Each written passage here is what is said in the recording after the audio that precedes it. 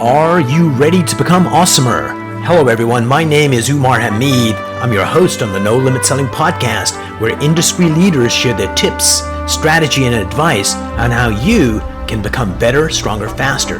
Just before we get started, I've got a question for you. Do you have a negative voice inside your head? We all do, right? I'm going to help you remove that voice in under 30 days guaranteed. Not only remove it, but transform it. So instead of the voice that sabotages you, there's one that propels you to much higher levels of performance and success. There's a link in the show notes. Click on it to find out more. All right, let's get started. Hello, everyone. Today I have the pleasure of having Anthony Iannarino with me today, and the latest book is Eat Their Lunch. Welcome to the program. Thanks for having me. One of the things that happened to me, it was like pre-pandemic. I was doing this workshop and I did this brilliant one-day workshop. It's introspection. Everyone has amazing results. And one of the people who's a business guy says, Umar, you really need to make this an online course. And my initial reaction was, how dare you? I have to be there. I have to deliver. It's an experience. And when I woke up the next morning, it was like, man, was that an interesting reaction? Like I had a really bad reaction. What in it? Because it's a brilliant idea. So the reason I share that story with you is this, Anthony, is right now, many salespeople have to go through this virtual way of selling. Mm-hmm. And I'm sure a lot of them, I'm hearing from sales managers, they're going, this is not going to work. I can't wait to get back. The old way is the better way. Your thoughts on that? I think the old way is a better way. But listen, there's been a shift now. And so once you have a shift like this, it's very difficult to come all the way back. Here's what I would tell you, I believe. I believe all things being equal, relationships win. All Absolutely. Things being unequal, relationships still win. And your job in sales is to make everything unequal anyway. And so there's this concept that people are like, well, relationships don't matter anymore. Well, they do. But what's changed about the relationship is you have to create value for me. Like, so it's not just that we're going to be friends, but if we're going to have a commercial relationship, there's got to be commercial value, economic value of some kind anyway. So what's happened now is that because of a pandemic, we have decided that we can have conversations in, let's call it, a slightly less rich medium. Okay, so face-to-face is the richest medium. I mean, that is the gold standard or the platinum standard, whatever you want to go with. That's the best way to communicate with other human beings. And I'll say something just a tiny bit off color here. Sexting is not going to replace actual sex. Like human beings have been getting together and being very social and intimate for a very long time. But what's happened now is that the rest of the commercial world has accepted we can have some of these conversations on a slightly less rich medium. And video and audio together is a pretty rich medium for where we are right now.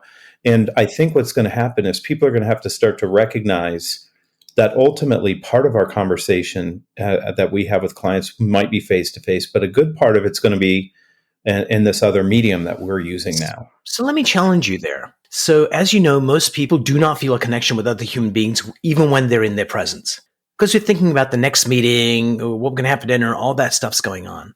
When we have this kind of interaction, what I notice for me sometimes is there's less distraction. I'm attending to you more readily because we're on this medium and all the other distractions are put away. There is no barista grinding coffee in the background. There isn't a pretty woman walking by that I get distracted with. So do you think that there is an element of attention that wasn't there in live presence? Because most people aren't that attentive. Most people aren't that attentive at all. And I would tell you, if you want to over-index on creating a preference for somebody to work with you, give them your full and undivided attention. Right now, we have these tools that we use. Notifications are turned on your computer. Notifications are turned on your browser. Notifications are turned on your phone. Then you have people walking into your room. Like if you're having a meeting in a coffee shop, there's tons of things going on around you. It's very difficult for people to give up all of the distractions that we've now been trained. I mean, people they're picking up their phone. They're getting text messages. They're getting all these things. It's really, I think, becoming a problem more so than I thought it was. It's very difficult for young people, especially who've grown up with these tools, to just give their full attention over to something. And I'm a person who I don't have my email open. Like while you and I are talking, I have no idea what's going into my inbox, but something is, but I don't care about that right now because I care about you, and my phone is turned off and my doors are shut, and I want to give you my full and undivided attention.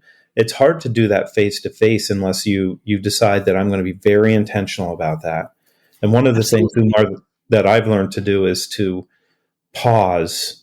And when somebody's done talking, just still pause, just wait, give them your full attention, and you'll find out they're not done talking. They're pausing. Guilty here. Like Yeah. oftentimes I've already processed what I want to say and I step over their next sentence, which they pause for a couple of seconds to ponder it. So I'm going to take that and write that down. So let me ask you a question, Anthony. You've probably done more than one podcast interview. I would say probably I'm going on maybe 200. Right. So out of those 200, there were probably some people you had an interview with where through this medium that we're using right now, you felt this profound connection where you had this sense of, man, it's like I've known that person for a long time. So what do you think happens there? Were you married with them in a past life, or do you think it's just the connection that you guys had in that moment? So articulate that for me. Other interviews I'm sure were really great, but you felt this is an interview and the other person you felt like there was a connection. Yeah. Oh, so there's something about rapport building skills that some people just have fast rapport together. Mm-hmm. And it's just one of those things where there's some connection at a psychological level that it just defies description, or it just defies any kind of understanding. It's just, I'll give you an example. So one of my good friends is Jeb Blunt. Mm-hmm. His people reached out to me and asked me for content. And I saw a picture of him and I'm like, I don't even like this guy's face. I don't Right. like his hair. Like, I don't like anything about him. I don't like the name Sales Gravy. I don't like them asking me for this. And I Stop said right yes. there. Right now, dear listeners, I'm watching him. He has no hair, and he's holding that against Jeb. That's That's true. what it is. That's true. So he's I said yes anyway because I was just being polite. And then I don't know, maybe 6 months later, he and I are on a phone together, and it's like I met my brother. Like it was like I didn't know I had this brother, and we immediately became the best of friends. I mean, immediately. Why? I have no idea why. I mean, we come from very different backgrounds. I come from a single mom, raised by a single mom. My mom was raising 4 kids. Her mom was raising 5 kids. He comes from a middle class family. Both parents are lawyers. I mean, we have very, very different paths, but just instant rapport. I don't know how to explain it, but I will tell you that there are some people who just have the ability to connect with people very, very fast, regardless of who they are. And it's magic when that happens. And you can do it over video. And I mean, so you can have fast rapport. But what I'll tell you, what I'm hearing from salespeople, and I'm doing a virtual selling event on Tuesday next week, the day that we're recording. Nice. And I'm getting emails from people already saying, it's just very, very hard for me to do this. You know, how do I keep them engaged? And what I notice about them when I get to watch them do this is they're not putting the same energy into the conversation, and they're not putting the same emotion into the conversation that they would face to face. And they really need to just raise that level of intensity and intention when they're having these conversations, because the medium's slightly less rich because you're not in the same place together, but it's rich enough that you can do good work if you're intentional. If you're not intentional, then it's going to be really difficult. So when I coach people, and I coach them to do video, sometimes what I'll do is I'll be behind the camera, slightly higher up, and I tell them, "Don't look at the camera. Look into my eyes Yeah. and tell me." Yeah. And it just warms up the entire presentation. Yeah. And people that have done that a lot can make the camera come alive, but it's a hard trick to do. Yeah. Well, you could start by smiling. I mean, the first thing you could do, like you're meeting a person, and because we've been using Zoom now for months, I think people have lowered the bar, and it's like, oh, it's another video meeting. Well, it's whatever you make of it, right? So if you decide you're going to put some energy into it and show up smiling, then the other person, I'm going to tell you, like the first 7 seconds, you should be smiling. Like make sure that they know that you're excited to be there and that you're Absolutely. engaged. And it turns out with neuroscience, and they're measuring in the milliseconds, that we judge people. And you gave a good example of Jeb looking at his pictures like, that's a stupid guy. I don't want. It's like literally under a second we judge. So here's a trick for people that are doing live presentations. You've probably had a magical experience, Anthony, where you were like presenting live, and it was just one of those magical presentations where you just felt connected with the audience. Your brain chemistry was different that day for whatever reason. The crowd, you, the venue, whatever was going on. And one of the things we can do is go back to that memory. As soon as you go back to that memory, you reactivate the brain chemistry. So, dear listeners, when you're doing one of these presentations, just go back to a particular time where you had a magical experience and see what you saw back then, hear what you heard back then. You start feeling that feeling, and that feeling allows you to show up and you automatically smile. So it's not a mechanical, I need to smile and I didn't need to have big energy. By the way, do you know Bill Cates? I don't know Bill. I know who he is. I mean, we've chatted, I think, once or twice, but I don't really know him. So I was doing my largest keynote and I reached out to him and said, I got this keynote. There's like 1,000 some odd people there. Largest one I've done is 300. So any advice? Should I be doing larger gestures? And he goes, no. Don't do. They got a camera on you. You're blown up there. Just connect. And I had learned this trick when I was first learning to present on stage. And it was a guy called Max. And he said, okay, I want to volunteer. There were 300 speakers in the room to come up. And I said, pick me. And I go up on stage. He says, Umar, I want you to do 2 or 3 minutes of your presentation that you do. And he goes to the audience. How was the presentation? And everybody loved me. Then he takes me inside and says, Umar, I want you to ignore everybody in the room. And I want you to look on one side of the room, find one person and give them a minute and a half of presentation, and then pick somebody else on the other side of the room and give them a minute and a half. And to me, this sounds like a dumb idea. And so I go ahead and do that. Then he asked this audience of speakers, what was this version like versus the first? And everyone said, I thought he was talking to me. Right. And it was because something changed within me. I connected heart to one human being, and I actually connected with everybody. And if you can do that when you're doing one of these live presentations, it changes the entire experience.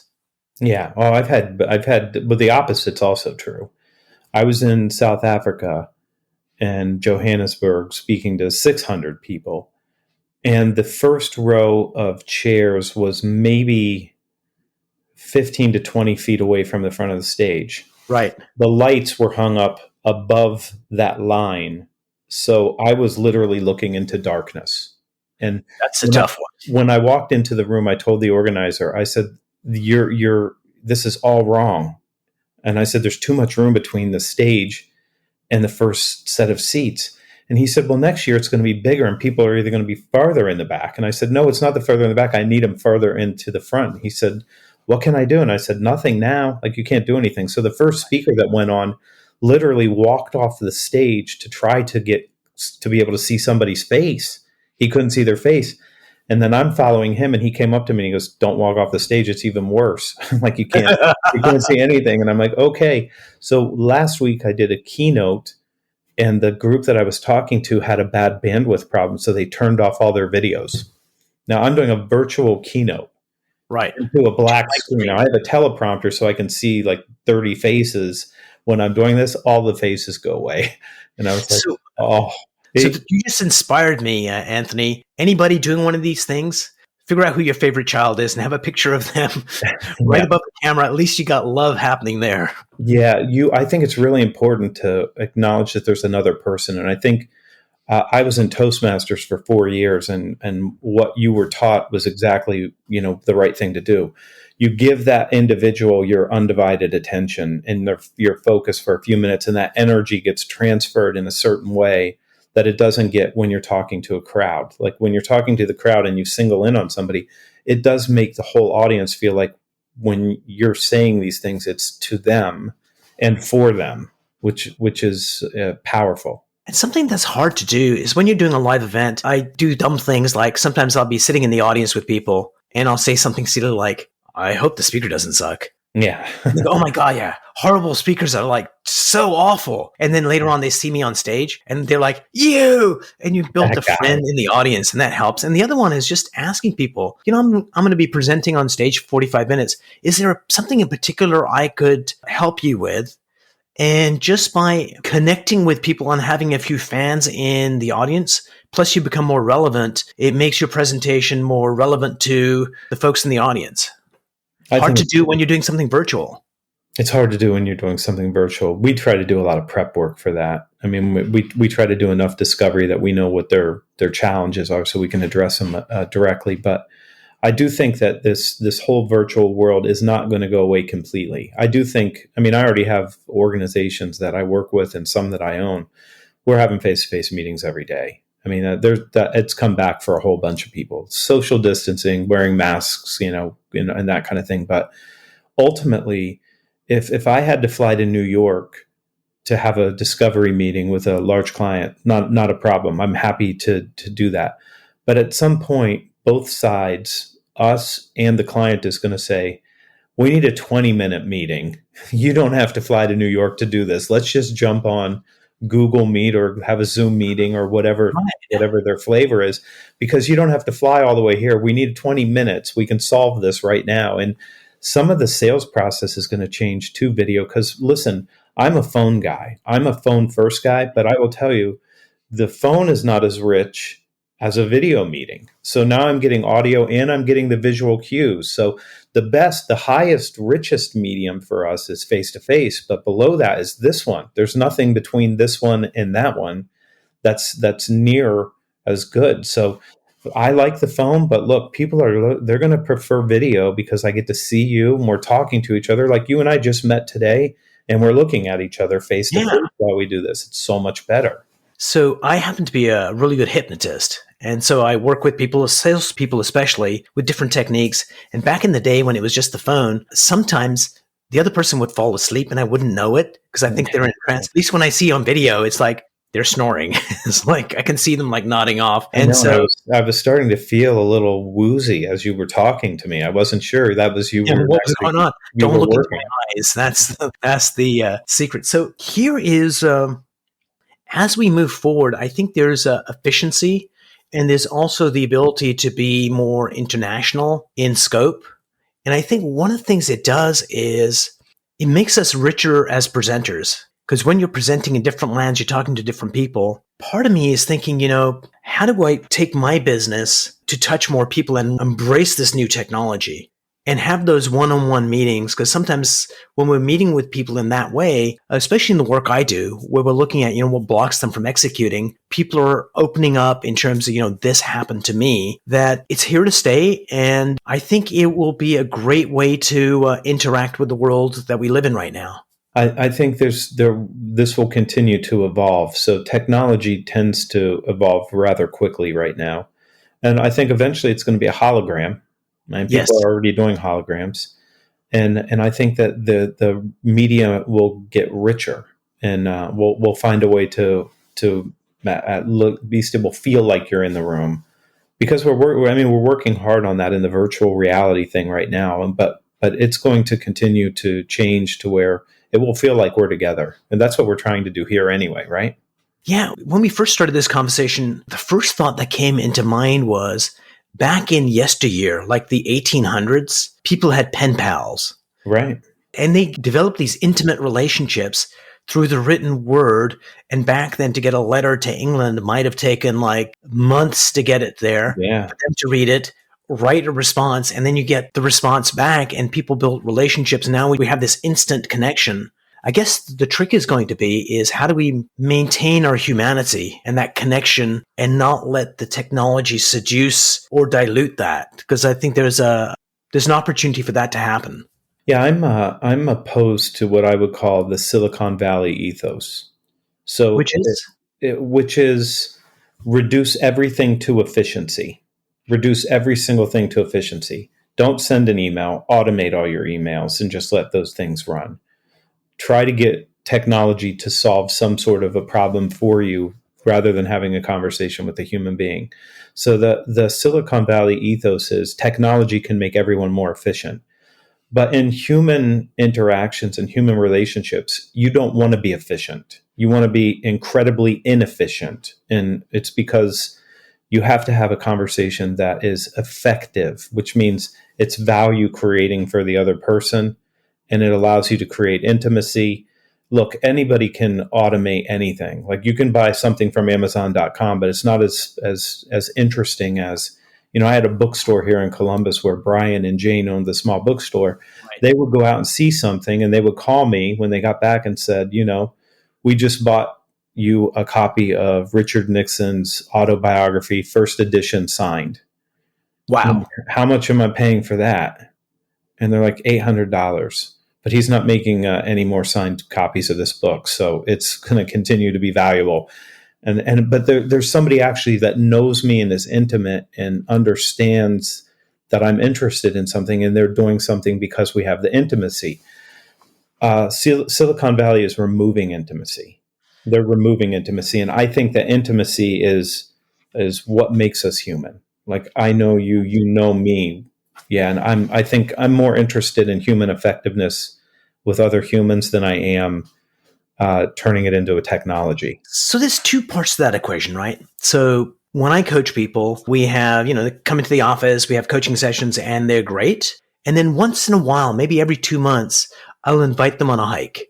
And there won't be an agenda on the hike, but something about walking in nature and not having an agenda lets things bubble up like, oh, this would be interesting to play with. So 100% agree there. But I think this is not going away, this medium of video conferencing and augmented reality and virtual reality and holograms. So we need to make a concerted effort to keep that connection. So I was working with a client the other day, and she was telling me that it's difficult for her to experience love because of her experiences. And her stepfather has not been kind to her, but her mom and her brother have. And I said, okay, today I want you to do something that makes them feel loved for your mom and your brother. Easy to do.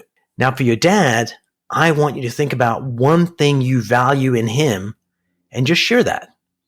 Not love, but just instead of, I appreciate you, who cares? It's so for you, Anthony, I don't know you. I've seen you over the internet, and we have some mutual friends in common. But what comes across right now is your thoughtfulness. Like you think about what you're saying and you mean what you say is a rare commodity, and I appreciate that. And that truth that I said to you resonates in a different way rather than, hey, we're having an interview, let's talk about that. And I think we need to build a set of purposeful mechanisms to maintain that human connection, to maximize this medium, I think.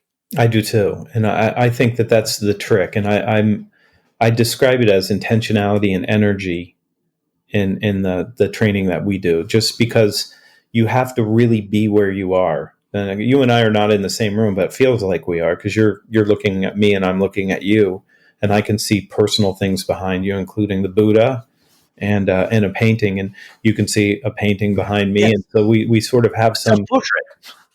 It is. It's Christopher Hitchens. Hitchens is my just one of my favorite people. So I have him looking over my shoulder while I write to remind me to tell the truth, even if it's uncomfortable. And one of the things I want to point out is because the painting's there and it's illuminated, there's a halo effect on your head from that, which is not a bad thing. I don't know if I have a halo. I'm going to be a little bit incredulous about that, but the light might make you think that.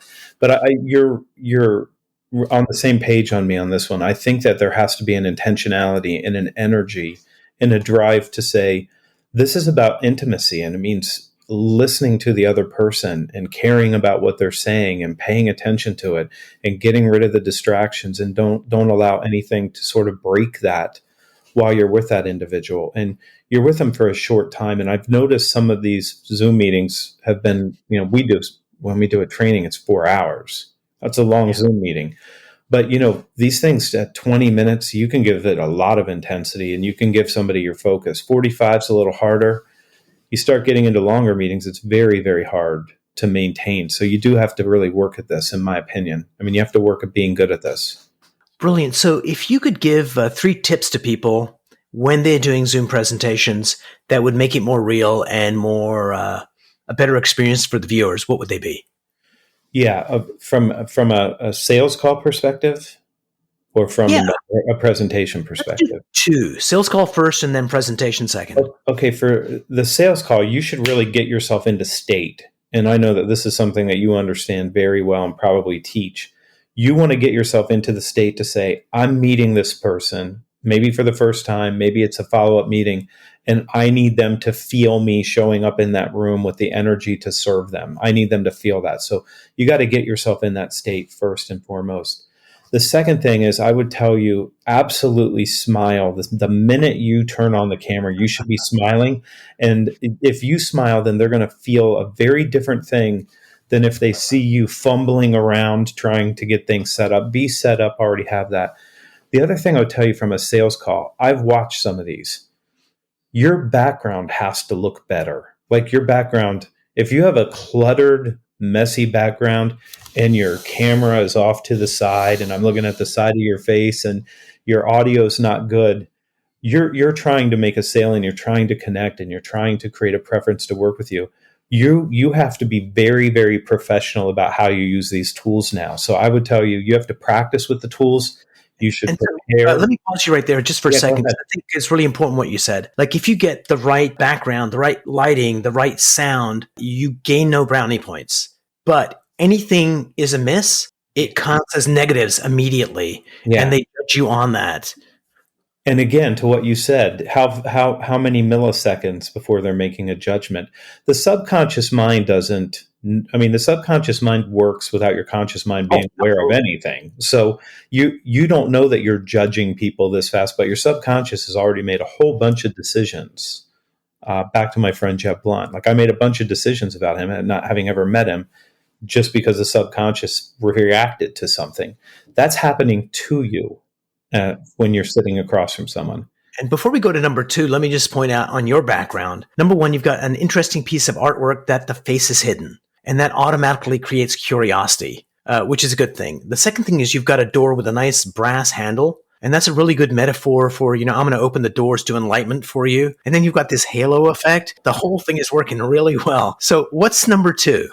Number 2, let's talk about if you present. Now, if you have to present as a presenter on this medium, I'm going to tell you maybe the opposite of what you got on that stage. I think you do have to be bigger. I think you do have to have much more energy. And I do think that you have to be very, very intentional in using language in a right way so that you can get that through. It's harder to get it through the video medium. And I'll just tell you what my opinion is on this. Mm-hmm. There's lean forward content and there's lean back content. Mm-hmm. Okay, if you're lean back content, you lose people. You will lose them. So you have to be lean forward. Like what I'm saying is enough to cause you some anticipation to wonder what comes next. And what is he going to say after this? And then what am I supposed to do with this thing that he just said? How am I supposed to interpret this? You want them leaning forward. And I think as a presenter, if you can get people to lean forward, you've won the day. I mean, there's Absolutely. No doubt about it. If you get them to lean back, then it's just like, I'm a passenger. I'm not. And what I'm showing you here that the audio folks can't hear is I'm leaning back and now I'm folding my arms. Yeah. And in an audience, if you get that, that's one person's okay. But if you start getting a lot of people, that's not happy. Yeah. I think that those are the kinds of things that people need to start thinking about because the medium is powerful. We are going to use it. I mean, I'm going to tell you, my guess is, there's going to be more people who will invest in spending time with you on this medium. Because it's easy to do. Brilliant. And I think setting intent on what you want to accomplish is huge. And sometimes my intent is for people in the audience to, when they're talking to their spouse, oh my God, there was a speaker and he said da da da da. And if we can create that kind of passion, that would be a win for me. Yeah, and it's a great game to play, but you really, I think the more you decide, and whether you're speaking to an individual or a group of individuals in a sales call or a presentation, I just always think it's my job to serve them. So I have to give them something that they can value enough that they say, I can leave here knowing something I didn't know, seeing something I didn't see, having a competency that I didn't know was available to me. I want them to leave with something. Brilliant. Anthony, I'm leaving with a bunch of insights on how to do better. So thank you so much for that. I really appreciate your time. Thanks for having me on. Good to meet you.